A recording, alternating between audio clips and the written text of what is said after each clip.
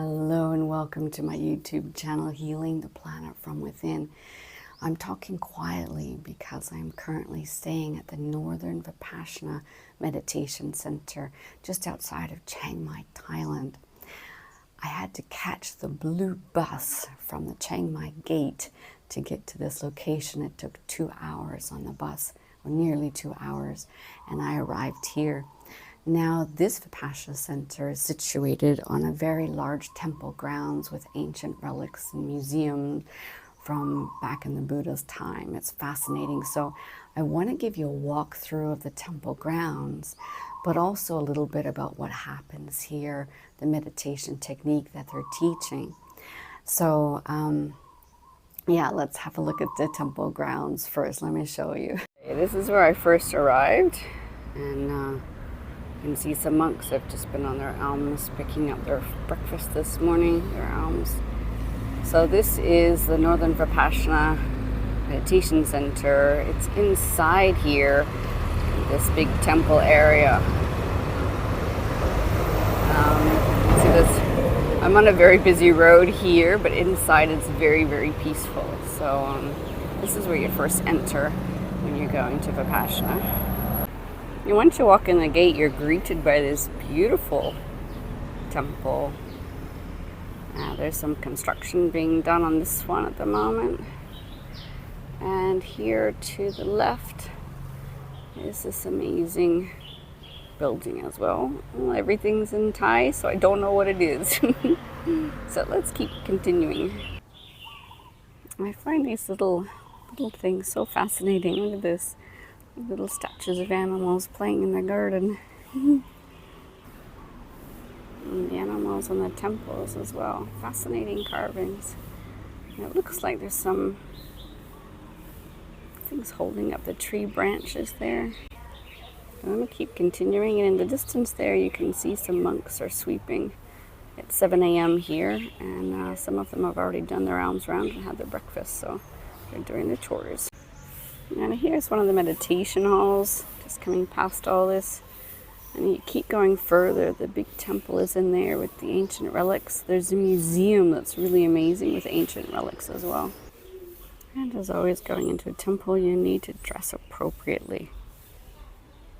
So you can see they've even offered you some clothes here to put on if you're wearing shorts. So you can borrow them while you're going into the temple. And here's the holy place, so please dress properly. Shoes come off. I don't have any shoes on while walking around here. And you can see if we just go behind me, this is the place. So this is the monks currently sweeping or playing. So here's the sacred temples. And it's absolutely spectacular inside with ancient artifacts. Really quite amazing. So I just walked past everything there. And you can see there's these prayer bells. As usual, Tibetan Buddhism as well. And this is the entrance. The entrance is behind, which is quite interesting. But the main entrance is from this area. So let's have a quick look inside. I love these big dragon statues. I'm just hearing a big gong going at the moment. I don't know where that's coming from. So this is inside, just briefly, because there's prayers going on there.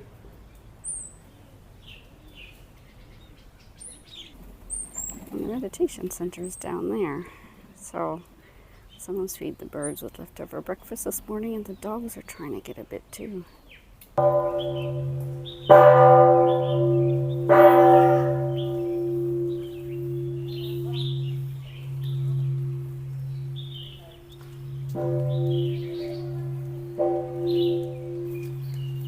This is where the museum is, and it's closed right now because it's 7 a.m., which is meditation time, so I'll be going to meditate soon.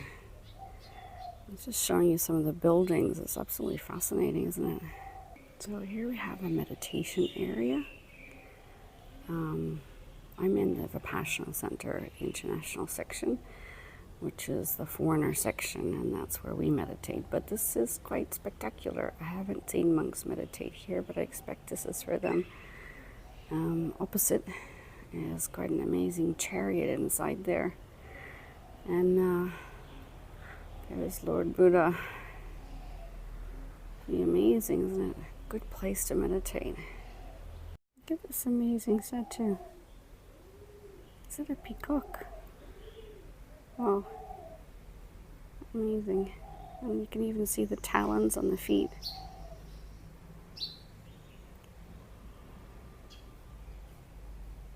There's two of them. And of course there are amazing elephants.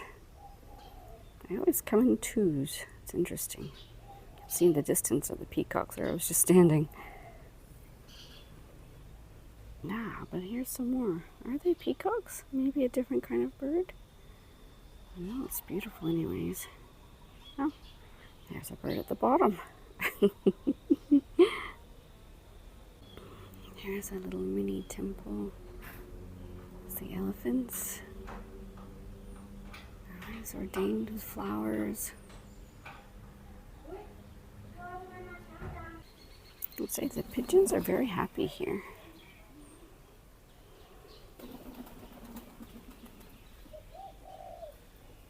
Whoa, take a look at this dragon. Isn't that amazing? Love it.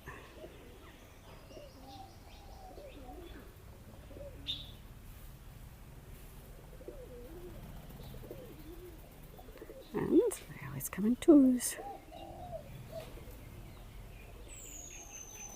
Oh, I think I'm standing on bird shit. Wow. Okay, this is interesting. There's one, I don't know what it is here. But there's not one on the other side. That's interesting. Wow.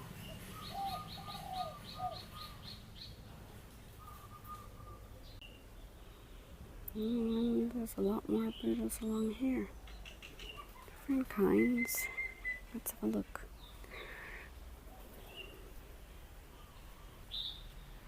Standing Buddha, blessing Buddha, reclining Buddha,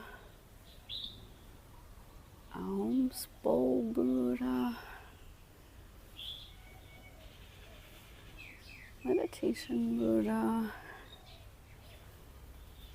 Can't see that one very well.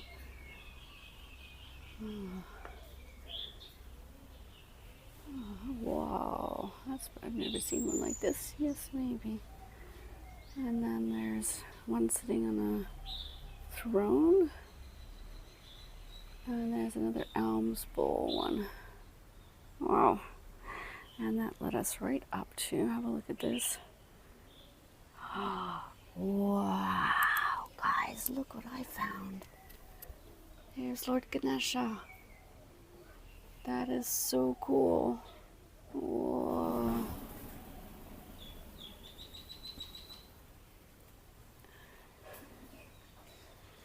Who's this in here hiding? Wow. Okay, I've got to get around to the other side of this. Oh my goodness, look at all of those animals there. And we've got mouse, elephants, mouse, tiger, horse. There's a monkey in the corner, rooster. Oh, that's no Buddha. Interesting. Okay. I don't know what it says. Maybe someone can interpret that for me. The temple of many gods. Maybe. Is that a real picture of Lord Buddha? I am here at Northern Vipassana Meditation Center in Thailand. It's situated on the grounds of a very big temple that has a lot of ancient artifacts. And I just found this amazing picture here. Is this Lord Buddha's picture? Like, I don't know. It's quite amazing. It's next to all the other Buddhas, different ones. It's the Blessing Buddha. Here's the Alms Bowl Buddha. He's holding an alms bowl. Meditation Buddha. But you can see that picture is next to every single one of them. Meditation Buddha, standing Buddha, sitting Buddha. Look, that picture is next to every single one of them. What is that picture? Wow, that is quite fascinating. This temple holds a lot of old ancient relics. Quick peek into the meditation hall. See, it's massive. I don't want to disturb anyone though. The meditation center is behind the big temple, so we're just walking there now. We'll see how far we can get in recording before we disturb anyone. So in front of us here, this gate will lead us back to the temple. But you can see here these small little huts is where the Thai local people stay when they're doing their meditation, and that's the road we just walked down. And the International Vipassana Center is down this road. So, and this is also the way to the lake. There's a lake at the other side here where you can go and do a morning walk, which is where we're going to go. You can see to the left there that this is the International Vipassana Meditation Office.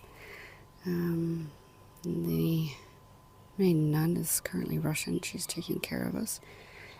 And I don't want to go in there or disturb anyone, so we're just going to keep walking over to the lake. On the way to the lake, you'll see my house. This is the house that I'm currently staying in for the Vipassana sit. It's got little nice roosters in the front yard. And if we go in here, you can see the doors are never locked here. They provide umbrellas. And we just go inside. You can see it's a bit dark. There's no lights on at the moment, but I'll show you the whole tour in a minute.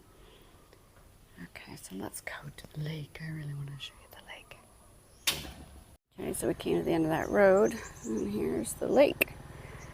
And I've seen people walking around the lake.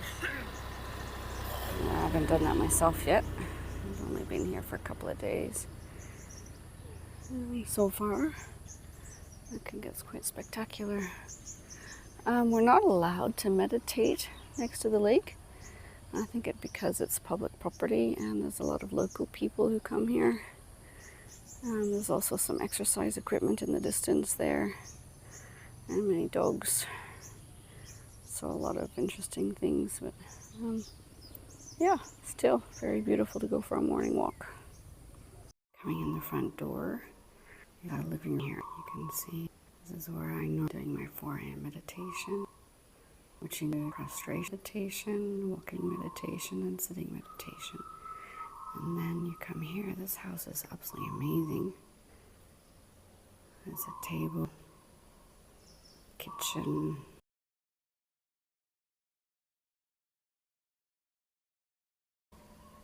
The kitchen's fully stocked here. The fridge. It's really quite handy because it's very hot here, so you're gonna need. Okay, so just going up the stairs. I'm just coming up the stairs. You can see there's a toilet there, but that's not my toilet. I have my own room in the room. There are no beds. And there's my toilet there, so you can see from the view it's quite spectacular out there. It looks like it's going to be a rainy day, which is nice.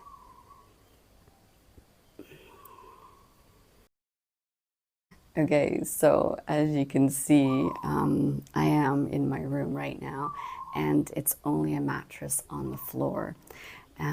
This is the first Vipassana meditation center I've come across that has a mattress on the floor. Most of them have beds, but it is part of the Buddhist practice to not sleep in a high, luxurious surface. It's one of the 8 precepts.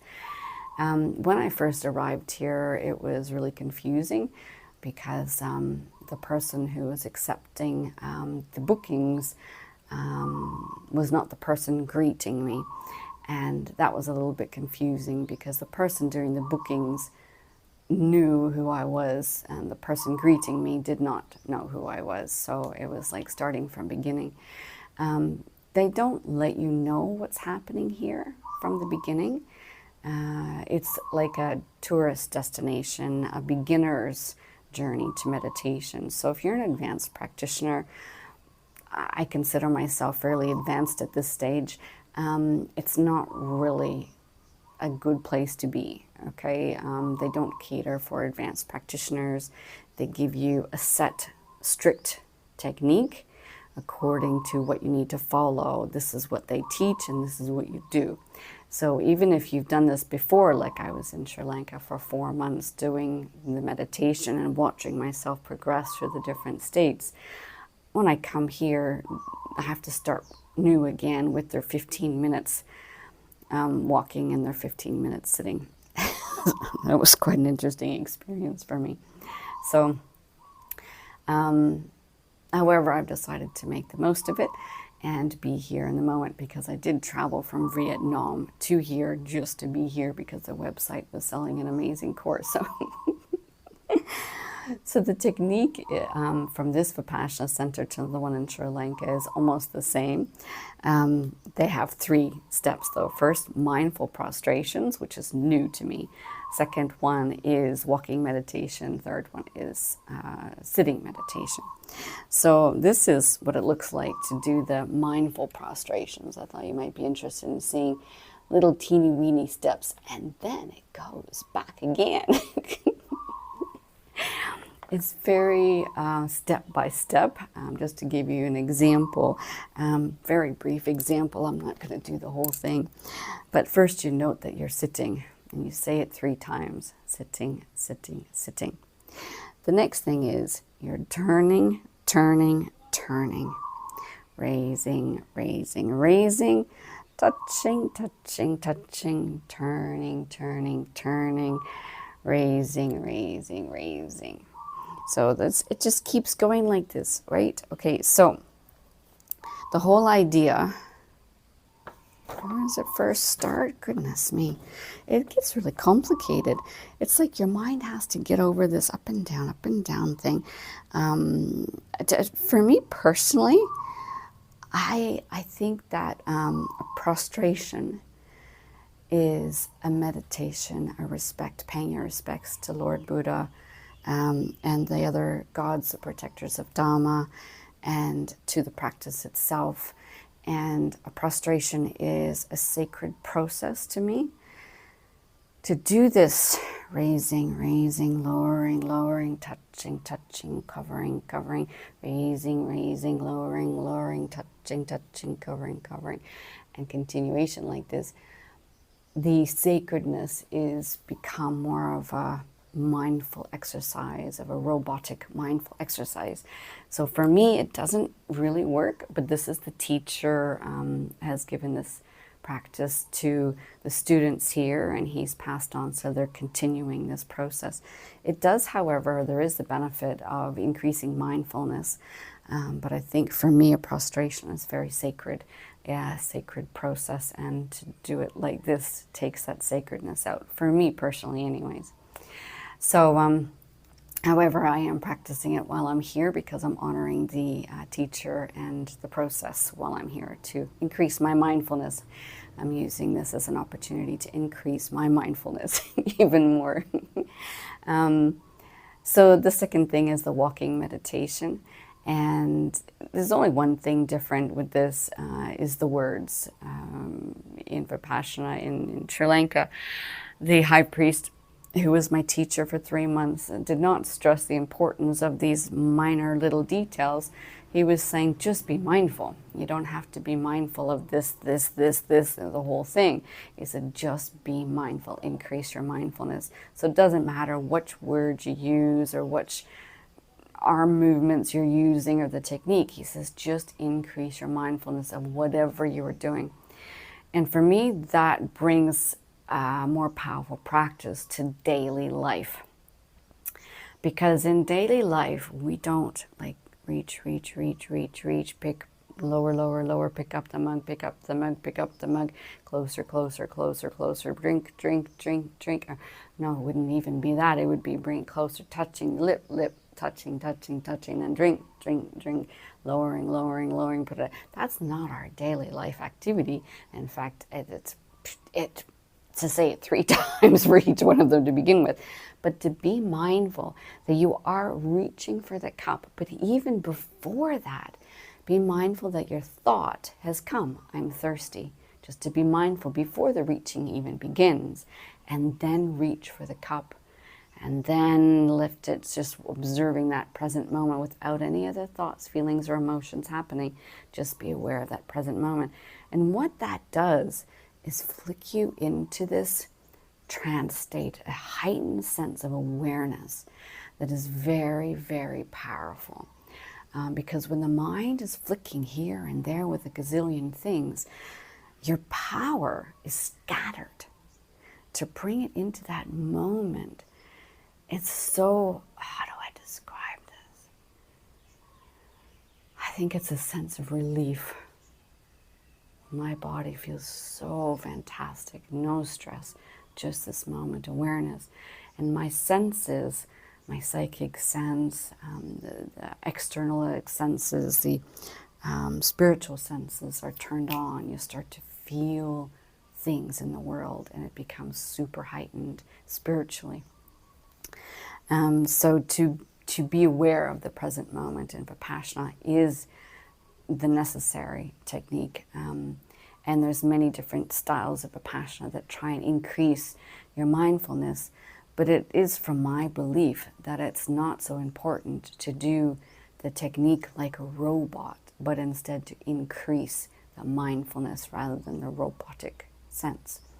However, that's why I'm saying this is a great place to practice for beginners who need to increase mindfulness. And I have to be honest myself, I needed to increase my mindfulness at this stage of my development. My samatha meditation, which is the trance state, I can create that with ease, given the right environment, situation, surroundings, and even then sometimes it just comes over me. But the mindfulness on a daily basis, I wanted to increase that, because it is said, and it's quite sensible, that you need both to increase in order to reach a state of enlightenment.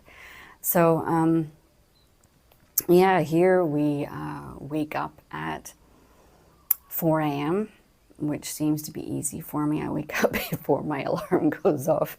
And to be mindful from that very moment when your body starts to awaken. Just be consciously aware of the time, the surroundings. Like, I know at 4 a.m. it's still dark. My alarm hasn't gone off. The roosters aren't crowing. The birds are not chirping at 4 a.m. But I can hear other meditators' alarms going off, which is an important point, actually. You can see this teeny tiny little clock they give us.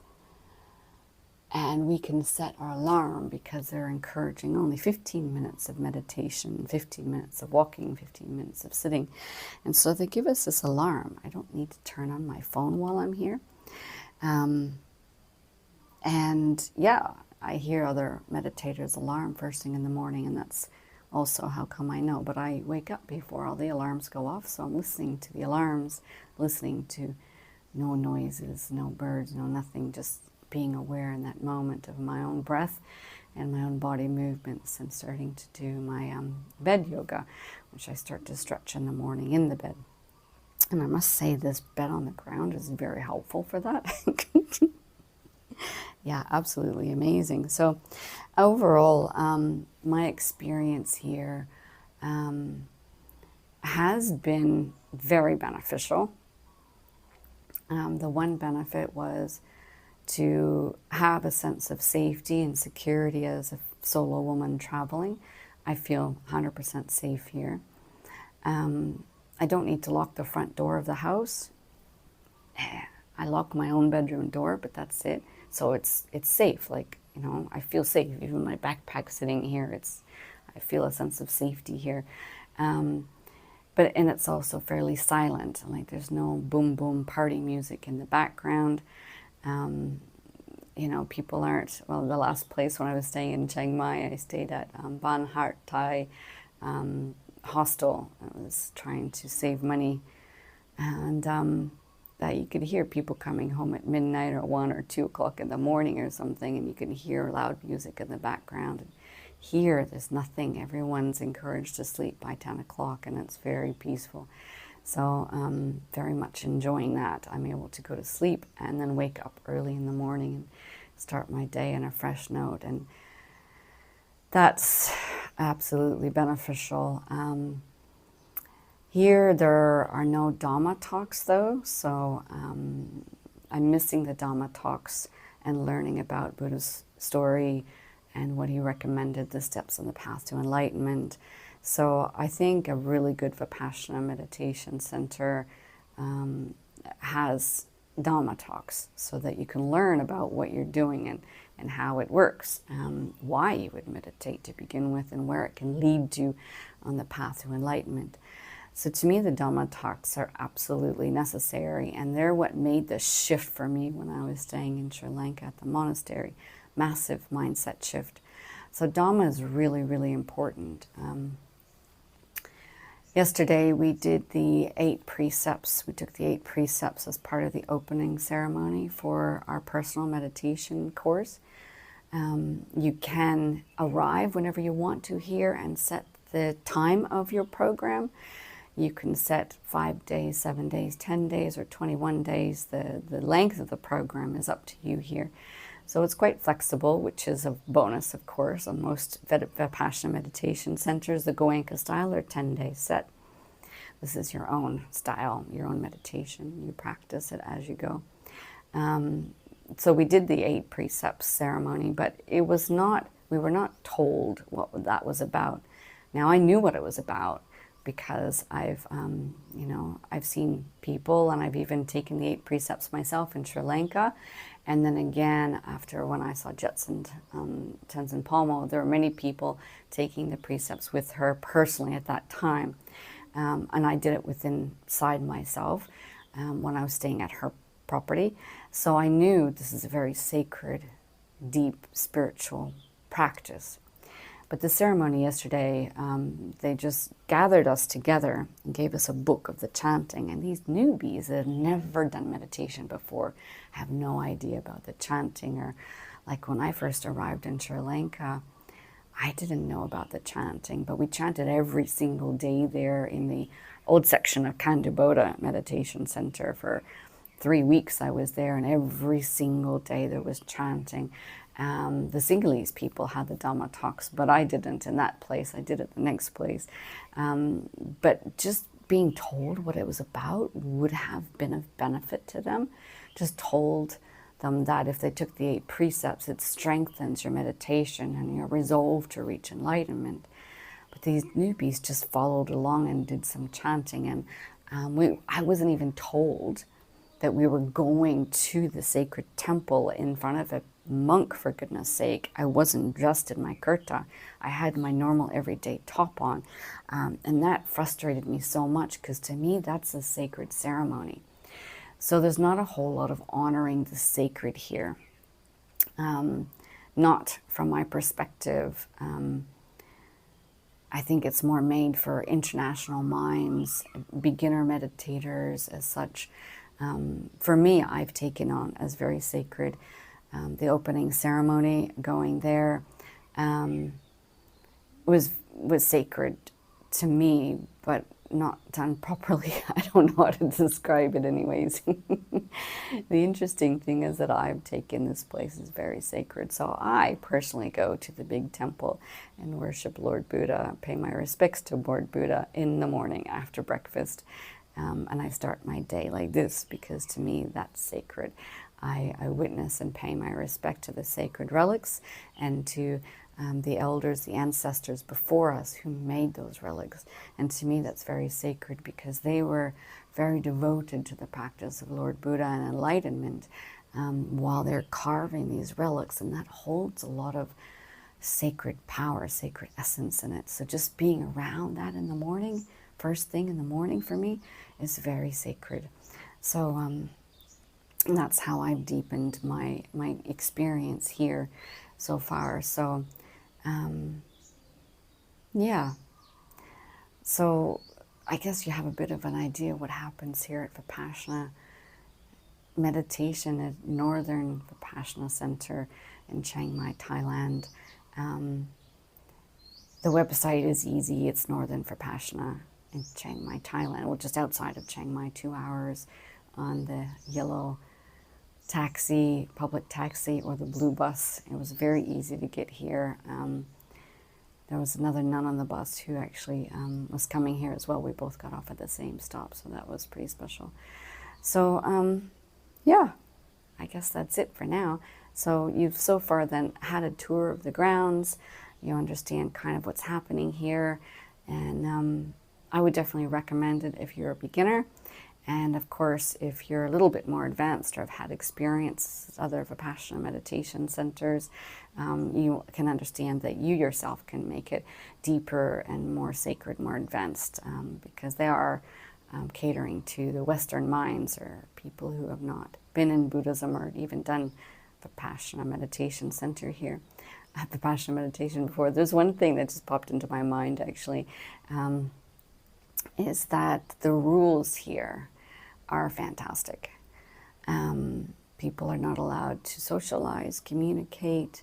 They're not allowed to be on their phones, and it's followed. It's very strict here. I think this is really fantastic. So I have not seen people socializing outside. I don't know if they're on their phones in their room, but as you can see, I'm doing a recording today, so the rest of the time my phone is off. To be honest, I'm just catching this moment to record this experience for you people who are very dedicated practitioners, that you know that Northern Vipassana Meditation Center is a place you can go. So there's other places. The one in Sri Lanka that I went to, there was a lot of socializing at that place with the foreigners, and I think that was, to me, a little bit disappointing. It was considered as a social place rather than a proper meditation center. So this is considered, this is better than that. I'm able to focus on my meditation here. So, but speaking of that, I should probably go about and do my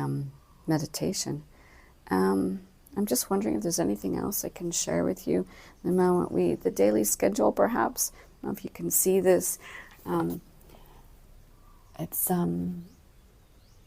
wake up at 4 a.m. It's very similar to most meditation practices, actually.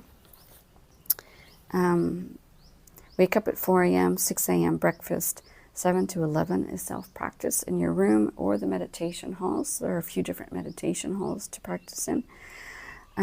We don't practice in the one that's meant for the Thai people. We're kind of, stick to the one here at this behind the temple. 11 o'clock is lunch, and no eating any solid foods or anything with bits and pieces in it after 12 noon. And to sleep is between 10 p.m. and 4 a.m. So, and there's noble silence and the 8 Buddhist precepts, which I'm sure you can look that up on Google if you want to. We did the opening ceremony today about taking the 8 precepts, which I mentioned before that I already have. Yeah, I think they're pretty good at it. So, okay, well, the Northern Vipassana International Meditation Center. Oh yes, and they also require you to wear this thing over you, as you can see I'm wearing, and the meditation sitting position that they're encouraging. So in Thailand we have this here, which goes over top. The women must wear one of these things. It was the same in Sri Lanka, but they were bigger in Sri Lanka. I have seen people with wider ones here, but I think this thin one is pretty good because of the weather is really hot, and to wear a big sarong on you or something that covers the whole thing is really hot. So, okay, well, that's that. All right, well, I hope you enjoy your Vipassana Meditation Center, wherever you may be or where you want to go, but I hope this has encouraged you to come to Thailand. There's a lot of places here, but this is the one I'm choosing to sit at. And I'm not a big fan of moving around a lot, really. I just want to meditate. So I'm going to go and meditate now. Thank you for watching. And please hit subscribe, because I'm an amazing spiritual and personal development journey here, and I'd really love your support. So subscribe and go visit the shop and see if there's anything that you'd like to buy there, because you're supporting my practice. And if, of course, if you have any questions, please let me know. So, okay, many blessings for your journey. Hey guys, thank you for watching the video. I really appreciate you joining me here on this journey. Please hit subscribe and, you know, hit the notification button, and then go over to my Patreon community and support me on this amazing journey of personal development and spiritual development. But also, please go look at my shop, because I have a lot of amazing products there to inspire your meditation practice and to raise your energy vibration. So my name is Santosha, and I'm on a mission to teach 1 million people how to raise their energy vibration. So come and join me. Hit subscribe and support me by making your purchases. Thank you so much.